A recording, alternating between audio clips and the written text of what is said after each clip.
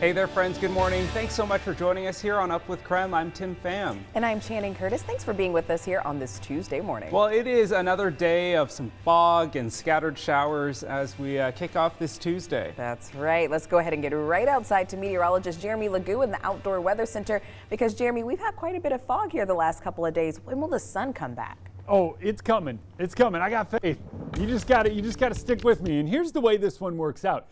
The more moisture we get rid of in the lower levels of the atmosphere, the better shot we have at getting afternoon sun. It's just going to work like that. We just got to get rid of it. And I do think we have a decent chance of doing that.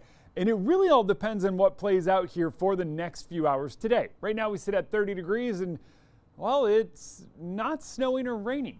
And that's going to help us see more sun.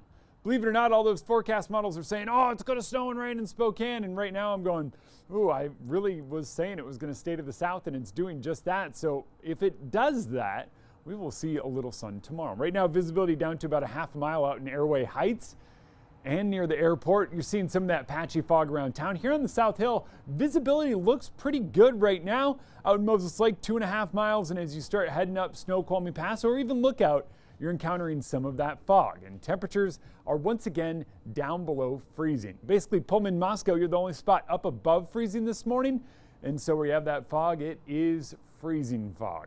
Just know that we're starting to see our moisture develop, but keep in mind, we said the Palouse up to about the Silver Valley and over Lookout Pass was going to be a bulk of this snow today, and I really think, or snow and rain, I really think that's kind of how this one plays out. You can see some of those scattered rain showers developing in southeastern Washington. But look at this. Forecast models say it comes up and it takes over Spokane. Would I say? Probably not. I think we might see a little bit of something fall from the sky, but that widespread, no way. I would love to see a light coating of snow, and forecast models suggest that might happen. But to see it that widespread throughout the entire day, it just isn't happening. Up and over Lookout Pass, though, might squeeze out a couple of inches before we dry out tomorrow. And it all depends on the moisture we see today as to what we see tomorrow. But yes, I do think this is more likely. A few snowflakes flying later on this morning, taking us into the afternoon with a little bit of rain mixing in as temperatures climb into the mid-30s. A reminder, Spokane Public Schools will be closed today due to COVID-19 related staffing shortages. Students will also likely be out of school next Monday, January 24th. They plan to let parents know by this Thursday if that is the case. Also, breaking news this morning, Omak School District switched to online learning for some students. They say this is also due to staffing shortages. 6th through 12th grade students will now be online for classes. Preschool through 5th grade students will remain in person. And the Reardon School District will also hold classes remotely this week in what they call a difficult but necessary decision. Last week, roughly 27% of students were absent with COVID and other illnesses. Over the weekend, 6 elementary school teachers called out sick along with several bus drivers. Superintendent Eric Sabata says he has no choice but to keep students home this week. Remote learning can be challenging for some students, though, because they don't have reliable internet. Sabata says 35% of families have limited to no connectivity and homes rely on satellite internet. Recently, the district received a $700,000 grant to connect 90 families. This week, 2 Wi-Fi buses will be parked in the community to let students log on.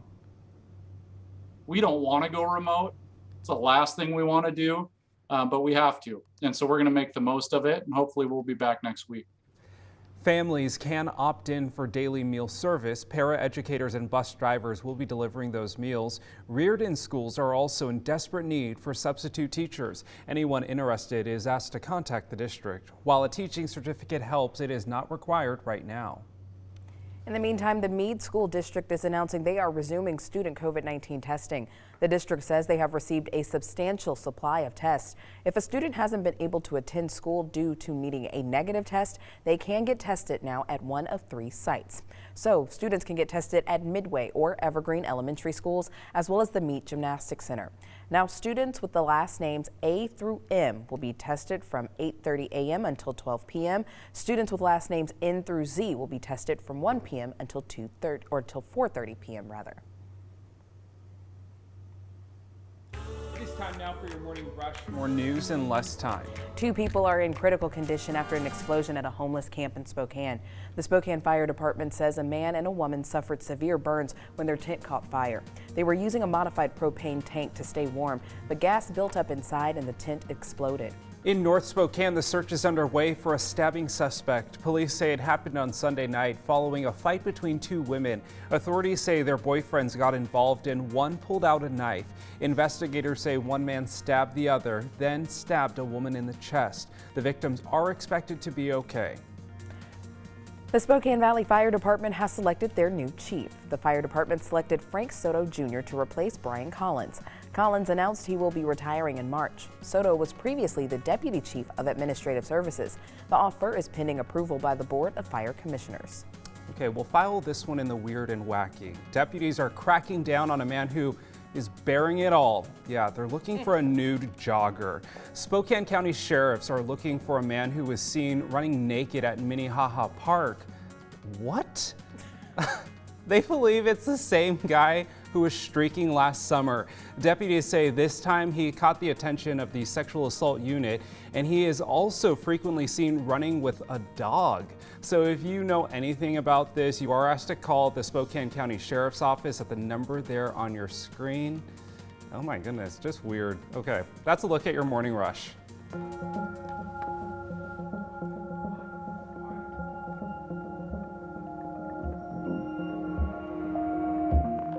KREM 2's Boomtown is focused on bringing you the latest on growth in the inland Northwest. KREM 2's Nicole Hernandez is downtown this morning, where that growth is quickly changing our city. Good morning, Channing. Like you mentioned, that growth means we're seeing a lot of change here in Spokane. So beloved restaurants like Garageland are closing down, and if you move this way just a little bit down the street, brand new buildings are going up here. But what does that mean for all of the places right in the middle? You start thinking about it, Miguel Tamburini hits the bullseye that's when you messed up. every time. How much training does that take? How much passion is that thing? His passion helped him beat the odds. Coming from a third world country, in a household with only one single mom, and in a poor neighborhood, it's been going against the statistics all of my life.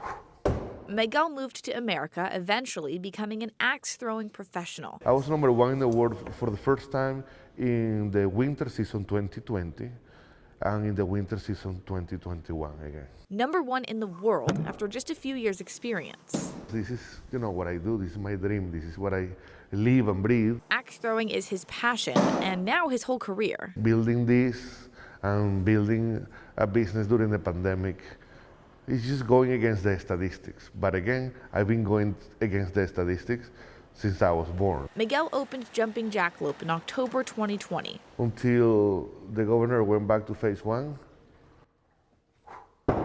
And then we reopened the last week of February. That February opening, for good. Business started booming inside. But outside, But we sure miss Garageland, Garageland closed down. After they close, the walking start going down and down and down. And then they started building this huge building right next to us. They take the whole street so nobody knows that we are here. We have no walk-ins. With no walk-ins, Jumping Jackalope is only relying on online bookings. Miguel's passion has gotten him through. I'm on that phone, on that computer since 8 a.m. in the morning until 3 or 4, almost every day. Growing his business. This is the community's favorite venue award. Yeah, that's my And winning awards. major accomplishment that I have. Maybe not hitting the bullseye on his location, but definitely as a local business owner.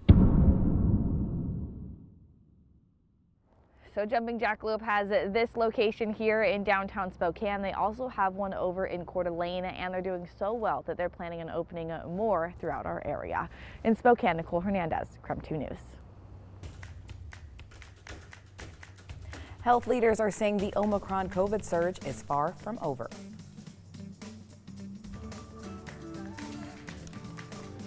And we talked about yesterday's sunset quite a bit, but Valerie caught the wolf moon in the sunset yesterday, and it was quite spectacular. I'm going to let you know your odds of seeing another great sunset later this week. It is time for your wake-up call. This morning, we want to know, what is your best skill? Later this morning, we'll explain why it may be worth cashing in on. But for now, let us know what your secret skill or talent is. Maybe it's practical, maybe it's something unique. Text us at the number 509-448-2000 or use the hashtag #UpWithKREM on social media. Taking a live look outside of downtown Spokane this morning, we say good morning to you, Inland Northwest, and hey, happy Tuesday. Let us know where you're watching from. You can text us at 509-448-2000 and go ahead, grab another cup of coffee and join us for more Up with KREM.